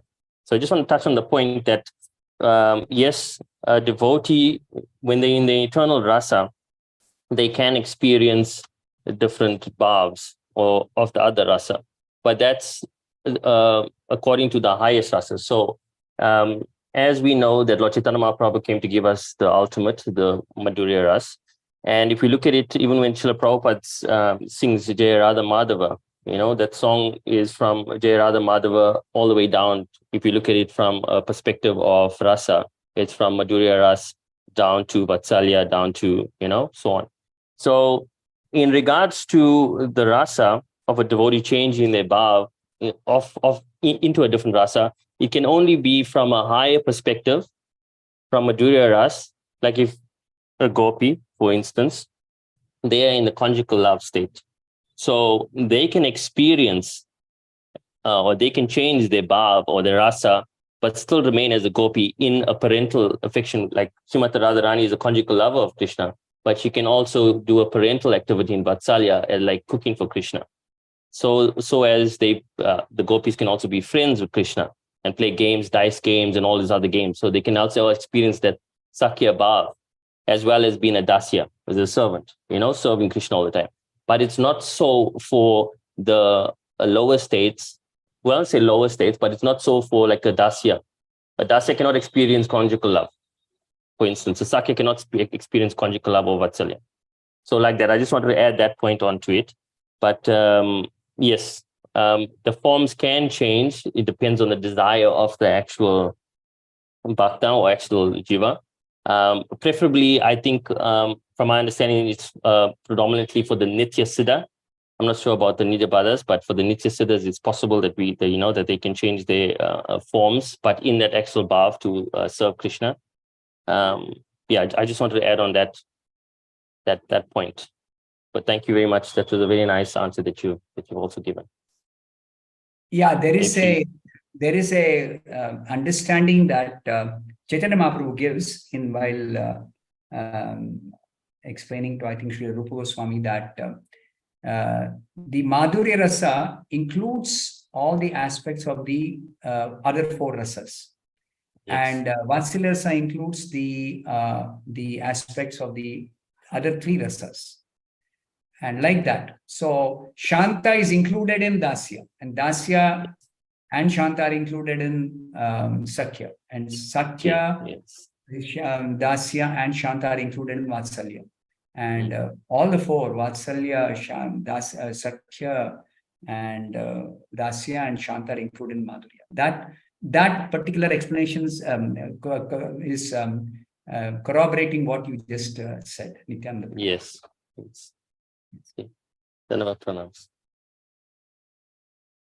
Any other comment or question?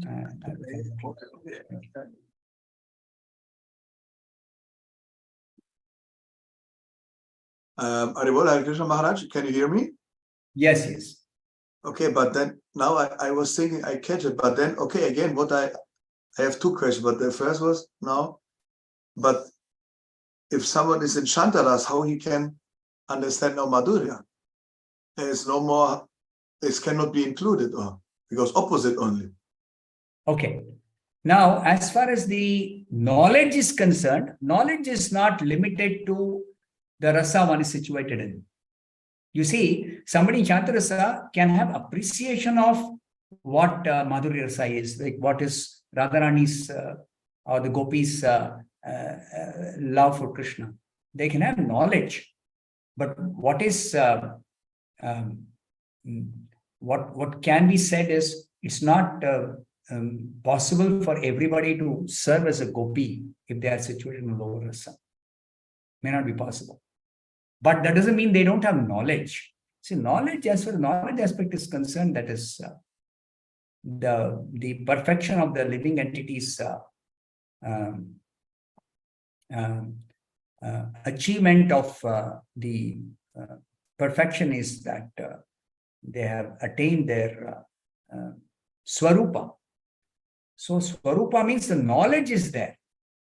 But merely having the knowledge doesn't mean that I can serve in that particular position. Just like the question was, Shukadev Goswami, if he's situated in Shantarasa, how can he explain what is Madhurya Rasa? He can explain what is Madhurya Rasa. But doesn't mean that if he can explain Madhurya Rasa, he can also serve in Madhurya Rasa. That is what is turning out. He have the knowledge, but he have not the form of the gopi. Not necessarily he will be also able to, because unless he's blessed by Chaitanya Mahaprabhu or because he's a parrot. He's a parrot of Radharani, actually. Yeah. Okay. And then then I have one question. This is most all the years I have it in. I have followed one discussion many years before that. I think Aindra Prabhu from Vrindavan, he was living, and the discussion was going on with many Prabhupadanugas, Fiskon guy devotees, and many others, and I was following it, and they have discussed to this in the past, this time, because I'm only 20 years in Krishna consciousness, and this was, I think, maybe for more than 10 years or something like that. And this was very difficult. I could actually not understand what they have discussed, but I have not forget, and now this is more dominant now in my brain, that they have discussed that actually in the Nectar of Devotion, the standard version, even authorized by Prabhupada, there is maybe Prabhupada have not seen some changes or some mistake between Ragatmika and Raganuga explanation in the book. 6 times Raganuga should be changed with Ragatmika. So, and then they say that actually in ISKCON, because of this change, there's a problem that everyone is thinking we are only Vaidhi Bhaktis. And if someone speak about only Raganuga, they immediately smile. I was also in ISKCON, it is like this also. If someone want to only speak about Raganuga, they say immediately, we can never understand this. We are Vaidhi Bhakti. And because they have changed, they say Raganuga means actually a completely fully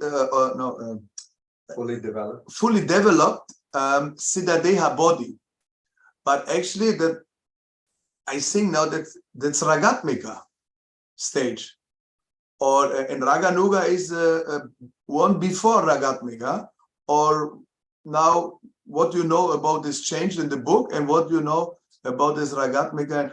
Can we have, let's say, Raganuga means really to fully develop a spiritual body, or even if we start Vaidhi Bhakti to start some nice feelings in Krishna's service, more and more pleasure. Can we say this is all starting from Raganuga, or this is also only Vaidhi Bhakti?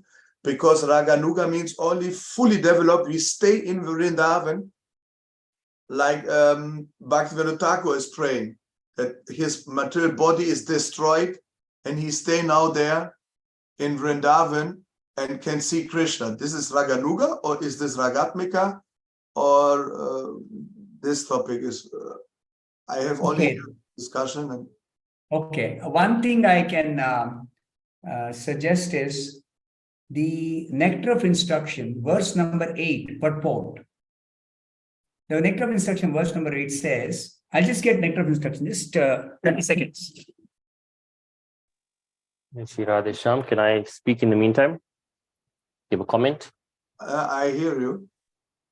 Okay, so Ragatmika Bhakti is basically what the gopis, or what the Nityasiddhas experience. So we can never experience Ragatmika Bhakti. Raganuga Bhakti is something that we can also, that's basically spontaneous love of God. This is what Lord Chaitanya Mahaprabhu came to give us, and 6 Goswamis, they also practice this. Yes. We hold a minute because Maharaj has come back, and we speak after Maharaj. Yes, sure, no problem. Thank you. Yes, see, text number 8 of Nectar of Instruction It is the most important verse in the entire Nectar of Instruction. There are only 11 verses, but the 8th verse, the essence of all advice is that one should utilize one's full time, 24 hours a day, in nicely chanting and remembering the Lord's divine name, transcendental form, qualities, and eternal pastimes, thereby gradually engaging one's tongue and mind. In this way, one should reside in Vraja, Goloka, Vrindavana, and serve Krishna under the guidance of devotees. One should follow in the footsteps of the Lord's beloved devotees who are deeply attached to his devotional service. A whole lot of stuff is here in this one verse that it actually is clarified by Prabhupada in the purport. Prabhupada is quoting Srila Bhaktisiddhanta Saraswati Thakur. So, Srila Bhaktisiddhanta Saraswati Thakur says, now he is systematically explained whatever Rupa Goswami is telling in this verse. Bhaktisiddhanta Saraswati Thakur systematically elaborated on the different steps of advancement for us beginners, because this Upadeshamrita is for beginners, for neophyte devotees. So very clearly says, one who is, I'm reading the portion where Bhaktisiddhanta Saraswati Thakur is commented, and that is being quoted by Prabhupada in English. Okay. One who has not yet developed interest in Krishna consciousness. You have to come a little more further, Prabhu. If you are displaying, come down, hold on.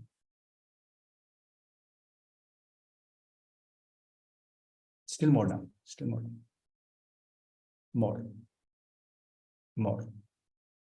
Yeah, here it is. Srila Bhaktisiddhanta Saraswati Thakur has commented as follows upon this verse. This is the one that is very interesting. One who has not yet developed interest in Krishna consciousness should give up all material motives and train his mind by following the progressive regulative principles, namely chanting and remembering Krishna and his name, form, quality, pastimes, and so forth. In this way, after developing a taste for such things, one should try to live in Vrindavan and pass his time constantly remembering Krishna's name, fame, pastimes, and qualities under the direction and protection of an expert devotee. This is the sum and substance of all instruction regarding the cultivation of devotional service. So in brief, he is explaining what is the actual import or purport of the verse. Now he elaborates on this. In the neophyte stage, one should always engage in hearing Krishna Katha. So this applies to all of us, neophyte stage. We should engage in hearing Krishna Katha. This we have heard. This is called Shravana Dasha, the stage of hearing. By constantly hearing the transcendental holy name of Krishna and hearing of his transcendental form, qualities, and pastimes, one can attain to the stage of acceptance called Varana Dasha. So we are being told what are the stages of progress in Krishna consciousness. Steps, different steps, distinct steps. First is Shravana Dasha, the stage of hearing. So one should always engage in hearing Krishna Katha. So that requires developing a taste for hearing itself and becoming very serious to the extent that we are able to minimize all our other material duties or activities, to the extent that we are almost always engaged in hearing Krishna Katha. So that is possible only after somebody develops real taste. So the Shravana Dasha is quite a challenge actually for neophytes. It's not an easy thing, but it's possible. It's not that it's impossible, but it's not an easy thing. So it will take quite some time before we cross the Shravana Dasha and then progress to the next stage. What is the next stage? Second stage, Varana Dasha. What is Varana Dasha? By constantly hearing the transcendental holy name of Krishna and hearing of his transcendental form, qualities, and pastimes, one can attain to the stage of acceptance of called Varana Dasha, the second stage. Now, what are the characteristics of this second stage? Second stage characteristic is when one attains this stage, he becomes attached to hearing of Krishna Katha. So clearly he is giving us the steps and he's also giving the characteristic of checking what stage we are situated in. Okay. So when we endeavor to engage constantly in hearing Krishna Katha, Shravana Dasha, we are in Shravana Dasha. And the perfection of Shravana Dasha is when by constantly hearing the holy name and about the form, qualities, pastimes, we become attached to such hearing and we will neglect everything else and we become mad after hearing. That is the stage when one comes to the Varna Dasha. When one is able to chant in ecstasy, see, this will lead to chanting in ecstasy. He attains the stage of Smaranavastha, the stage of remembering. It's also called Smarana Dasha. Now, in this Smarana Dasha, there are 5 sub-stages. Recollection, absorption, meditation, constant remembrance, and trance are the 5 items of progressive Krishna Smarana. At first, remembrance of Krishna may be interrupted at intervals, but later remembrance proceeds uninterrupted. When remembrance is uninterrupted, it becomes concentrated and is called meditation. When meditation expands and becomes constant, it is called anusmriti. By uninterrupted and unceasing anusmriti, one enters the stage of samadhi or spiritual trance. After Smarana Dasha or samadhi has fully developed, the soul comes to understand his original constitutional position. So distinctly, Srila Bhaktisiddhanta Saraswati Thakur has described the stages. Now, this further, if we, I don't want to read the whole purport, but further, it says that we pass through the Vaidhi stage. Sadhana Bhakti has got 2 stages. First is the Vaidhi stage, where we follow strictly the rules and regulations, and we are under the guidance of the expert spiritual master, we are carrying out our devotional service. But that should lead us to the perfection, where we come to this spontaneous stage. Now, the spontaneous stage develops after we have gone through all whatever Srila Bhaktisiddhanta Saraswati Thakur is describing. Shravana Dasha, Varana Dasha, Smarana Dasha. And Smarana Dasha, the perfection is samadhi is fully developed. The soul comes to understand its original constitutional position. And earlier, Prabhupada has explained that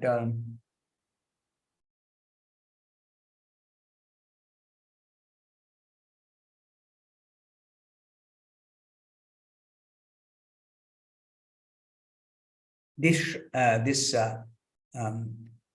spontaneous devotional service or Raganuga Bhakti. Sadhana has got Vaidhi Bhakti and Raganuga Bhakti. See, Raganuga is still under sadhana, means practice, means one has not become perfect. So Raganuga is in the stage of practice, but it is the spontaneous devotion stage, spontaneous devotion stage. It is not that one is doing it because of strictly following the rules. Very naturally, one is, in the Nectar of Devotion, Prabhupada explains the difference between this Vaidhi and Raganuga. The difference is Vaidhi, I don't have yet a taste, I don't have spontaneous attraction for doing the devotional service, but because I am seriously interested in devotional service, under the order of my spiritual master, following the rules and regulations that are given in the standard scriptures, I am practicing, I'm following, I'm doing again and again and again and again. But the practice in the Raganuga stage is one has already crossed following the rules and regulations and achieve that perfection which is described of Smarana Dasha. One's remembrance has become constant, uninterrupted, concentrated, and one is fully situated, absorbed in such hearing, chanting, and remembering Krishna. So in this stage, one, by the mercy of the expert spiritual master, can understand the original constitutional position. Elsewhere, Prabhupada explains this original constitutional position has to be revealed by the bona fide spiritual master only when the disciple has sufficiently progressed and come to the perfection of this Vaidhi Bhakti. And that is described by Srila Bhaktisiddhanta Saraswati Thakur as Samadhi has fully developed. That is when one can understand his original constitutional position. But this is not independently, never done independently. Never done independently. It is always under guidance of the bona fide spiritual master, and the spiritual master reveals to the disciple his constitutional position. And then once this is revealed, then one has to actually follow in the footsteps of the perfect devotee who is situated in that particular rasa. So that Prabhupada Bhaktisiddhanta Saraswati Thakur explains that spontaneous devotional service, when one has developed attachment, one can spontaneously serve the lotus feet of Krishna even without following the regulated principles. So devotional service in spontaneous love is called Raga Bhakti. At that stage, the devotee can follow in the footsteps of one of the eternal associates of Krishna in Vrindavan. So here it is explained, this is called Raganuga Bhakti. In Raganuga Bhakti, when one aspires to be like Krishna's, one can be, Raganuga Bhakti can be executed in Shantarasa when one aspires to be like Krishna's cows or the stick or flute in the hands of Krishna, or the flowers around Krishna's neck. So one selects a perfect devotee in that particular rasa. And this is where the constitutional position becomes important. So Raganuga is still the practice stage. It is not the perfect stage. So from what I can understand by the word Ragatmika, that is the stage after achieving perfection. This is the after Raganuga then. After Raganuga. That is when you come to Bhava Bhakti. That's the stage of perfection and the preliminary stage of perfection. The ultimate stage of perfection is Prema Bhakti. But in Raganuga Bhakti, there is practice. There is practice. What is that practice? Following in the footsteps of that particular devotee who is perfect in that rasa, in which lower constitutional position you are situated. So these sadhus who are practicing Raganuga Bhakti, they have not fully developed a Siddha Deha body, actually. Only No. No. Yes. Okay. Ragatmika is Siddha Deha. From whatever you are telling. I have not read about this, but from what you are telling, I can infer that way. Correct me, others can correct me if I am. Yes. Okay. So I can just speak out something on this. Bhakti Rasamrita Sindhu 1.2.272. It says the raga is complete absorption in one's beloved Ishta Devata. Bhakti that is impelled inclusively by such a thirst is called Ragatmika Bhakti. So the absorption described above as Ragatmika Bhakti is only found in Krishna's eternal associates in Vraja. Okay. So Ragatmika Bhakti is just like the eternal Braja Gopis, for instance, and the Sakas. They are in the bhav of Ragatmika. We can attain Raganuga Bhakti. That means like, for example, it's like a drop. We follow in their footsteps, but we can never ever attain Ragatmika Bhakti. That's not possible because we are Nitya Bada. We are conditioned souls. And even if we get liberation through our Kripasiddha or sadhana siddha, however we gain liberation, we will always be in the footsteps of the eternal associates of Krishna. So this is what's in Srila Bhakti Rasamrita Sindhu, Rupa Goswami's Granta. Raganuga Bhakti is defined as the bhakti which follows after the Ragatmika Bhakti, which manifests distinctly in the inhabitants of Raja. If that makes sense to you, you can understand, I can explain it. Can you repeat? Also Prabhupada says that a devotee doesn't want to become Yashoda or become somebody else. Always wants to be the servant of the servant of the servant of the servant of the servant, 100 times removed, 1,000 times removed. So that means Raganuga is actually the proper way of executing our devotional service. I don't want to become somebody. I want to become a servant of the servant of the servant of Radharani or of Yashoda Mai or of the cowherd boys, like that. So, which means that the path of pure devotional service are taught by Chaitanya Mahaprabhu is Gopi Bhartu Parakamalayor Dasa Dasanu Dasa. So that doesn't change. Whether somebody is advanced or somebody is neophyte, that doesn't change. It's always that. Okay. I have completed what I wanted to say. Gauramani. Am I muted now? Gaurama. Hare Krishna. My Go ahead. best wishes to everyone. Hare Krishna. Thank you for the fantastic lecture. I would like to understand better a point, but being in the absolute plan, these are all rasas. If I remember well, Srila Prabhupada says there's no like a real difference between them. Can you explain something about this point, Maharaj, please? I didn't quite follow your question, Prabhu. Can you please repeat? Yeah. All right. Yes, my point is that all the rasas are in the absolute plane because Krishna is absolute. So there's not real difference for what is my understanding between one and the other rasas, because they are simultaneously eternally present. So I mean, it is said that I remember Prabhupada saying that the arrows in his body from Bhishma Deva, Prabhupada enjoyed like the biting of the gopis in his neck.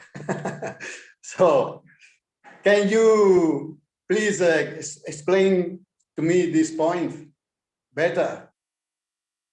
Actually, Prabhupada says each devotee is satisfied in his or her relationship with Krishna, and they take pleasure in serving in that way. And Krishna also is very pleased with that devotee's seva in that particular position.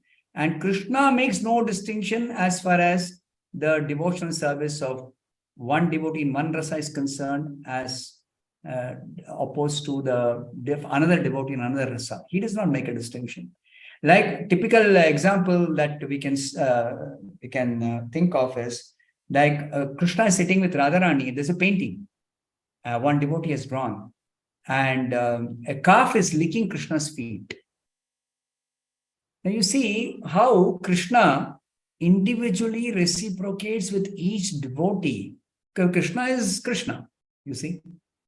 So for him, he is not a limited person, that he does not have to say, "Hey calf, get away, I am with Radharani, come later." No. He is enjoying with Radharani, he is also enjoying with the calf, and to each one of them he is giving fully himself. That is Krishna. and he will give the reciprocation exactly as the devotee is serving. So calf will serve like a calf. Means in the mood and bhava and the service of a calf. So Krishna is perfectly happy with that and perfectly pleased, and he is reciprocating. So the calf is in ecstasy. Oh, Krishna has accepted my service. So it's very happy. Krishna is happy. Calf is very nice serving. But that is not in any way conflict or any way undermine or any way, make any difference for Krishna as far as his relation with Radharani is concerned. So again, when we analyze the rasas, it is from a neutral standpoint. To say that Madhurya Rasa is the highest is in a particular context. We have to understand that. In no way we can bring it down to the material platform, where obviously material platform, human form of life is the highest. And there is a definite difference between the human form of life and the animal form, and there are definite differences. You cannot say all of the same. No, you cannot say that.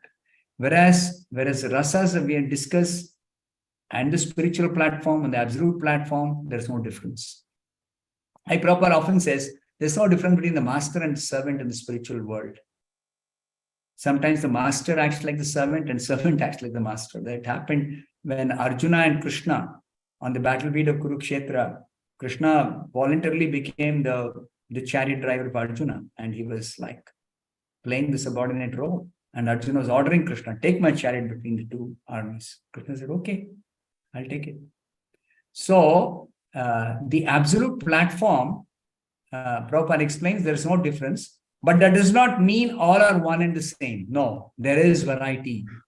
And there eternally varieties exist. And there are specific characteristics of each of the varieties of rasas or relationships, etc. So that cannot be all made one and made like the Mayavadis.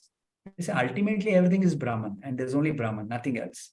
No, that is completely wrong to think everything is one and the same in all ways. No, there is variety, and these varieties are real and these varieties are eternal, but we don't bring them down to the material platform where there is inferior and superior things in the material platform.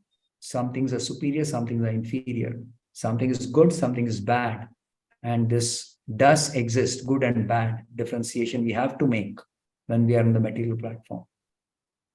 We cannot make the bad good and good bad. We cannot do that. Thank you very much for the explanation. Thank you very much.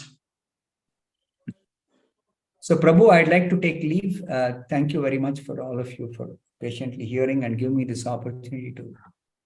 Hare Krishna, Maharaj, we're so honored and we're so enlivened and gladdened by your wonderful talk here. Hopefully all of us in the near future can get more of your association. We come to Bangalore and hopefully you can travel out to the west and drop in on us. That would be wonderful. Thank you so much, Maharaj. Hare Krishna. Haribo. Okay, is there anybody, did I just hear, was that Mahatma? Is anybody there who would like to make any further comments or questions?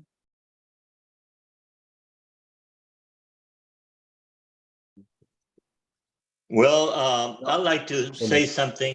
Okay, devotees. Ask something. Yes, go ahead. Let me show you my altar too. Jai devotees, obeisances, all glory to Srila Prabhupada. It appears that even if one hovers between Shraddha and Anartha Nivriti, like that, in that realm, still one may not purchase all of Krishna, of course not. But one may see the hand of Krishna in one's life. For example, I had a great need of getting more visa. And I was praying about it in the Himalayas. I went to the burial site of Jesus there 4 times. And I went to the burial site of Moses doing research. Abraham is from Kashmir, etc. And I ran into the general counselor of the Chilean embassy. I had a Chilean passport, and needless to say, he arranged for 3 months more visa after 6 months of being in India, it was clear, the hand of Krishna helping me. And recently, well, not so recently, but in the late 90s, I was writing a movie script, and I was debating how many pages the script should be. And I said, well, let's see, let's have this dialogue has to flow. And I pressed the next key, the first key on the keyboard, and in the middle of the screen, in big numbers, appeared 108. All my hairs in my body went up like never before, never after. So it appears that although one may be a very, very neophyte person, still the hand of Krishna appears to encourage one and help us. My question is mainly about the calendar, the Vaishnava calendar, and whether this is only for siddhas or perfect devotees. I understand it as such. Is that the same view that you have? And I've concluded that because Prabhupada asked that we celebrate the disappearance or the going back to Krishna Loka, as he confirmed that happened with Jayananda Prabhu, this confirms that Jayananda is a siddha because now he's part of the Vaishnava calendar. So what is your opinion on this, any of you devotees? Hare Krishna Dedu, please, anyone go ahead and answer or give your comment about this. I have absolutely no idea. I can just say that if Prabhupada instructed us to put Jayananda on the calendar, then we should do it, and that's it. You know, should we put everyone else after that? No, we don't know what discrimination did Prabhupada use to put him on there, but he instructed us to put him there, so he should be there. That's all I can say. It appears to me that this confirms that Prabhupada, at least in the case of Jayananda, that Jayananda is a perfect devotee. He said he's my ideal disciple. I am very proud to have such a disciple. He also said that his picture should be in the Lord Jagannath cart at every Rath Yatra. Very significant thing. And the reason I'm bringing it up because, as I understand it, and devotees have tried to make little memorial of maybe 1 foot, 2 feet by 5 feet, 6 feet tall at Mayapur, ISKCON Mayapur, etc. I have advised that devotees contemplate, Ritvic devotees, when they build a big temple, whether in India or in the USA, that they may consider doing just 1 foot, square by maybe 6 feet tall little memorial. But ISKCON refused to do this at Mayapur. So it was done outside the ISKCON property. And the other devotees never responded about this. So because I think it's significant because Srila Prabhupada said he did go back to Krishna Loka at the end of a letter of May 11th.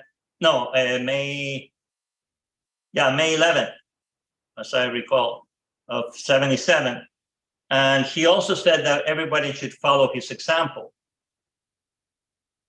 So I think it's a very relevant, in the class it was talked about how we have to follow the example of siddhas, right? That are perfect in a particular ras. So that's why I'm bringing it up. But it appears that there's little knowledge about Jayananda. I have gone to, with these pictures of Jayananda and Prabhupada, I carry them at the Rath Yatras, and people come up to me and they say, who is he? They don't know who he is. Unfortunately, Maharaj has left, so he can't. Yeah, that's fine. But you know, like I said, for me, it would be just plain. Whatever Prabhupada says, we should do it. That's one thing. And then, you know, because he didn't give us guidelines as to who, because the next problem after that, you could see the conditioned souls will be, oh, well, Jayananda got a memorial, so that means I should get one, and we should all get one. And everybody's lining up all ISKCON properties with billions of memorials. Like if you go to Mayapur now, you see everybody's booking. Oh, they're doing that already. You know, next to Prabhupada Samadhi. And slowly Mayapur is going to be a whole land of Samadhi for everyone. So I don't know. It would be very nice if Prabhupada had given us clear directions as to if somebody is like this or if one of my disciples leaves, we should have a memorial. But as he hasn't, I would take this as just specifically for Jayananda Prabhu. Thank you for your opinion, Prabhu. Okay, I think we have to close up now because devotees are waiting to have prasadam here and we always keep them late. So please forgive us for any offenses we may have caused in this service and this presentation. None, absolutely none is intended. And see you all in an hour. In an hour, we have the next class, which is by Mahatma Prabhu. It's you. Jai, Jai. Thank you. See you very soon in 1 hour. Thank you so much, dear devotees. Hare Krishna. All glories to Srila Prabhupada.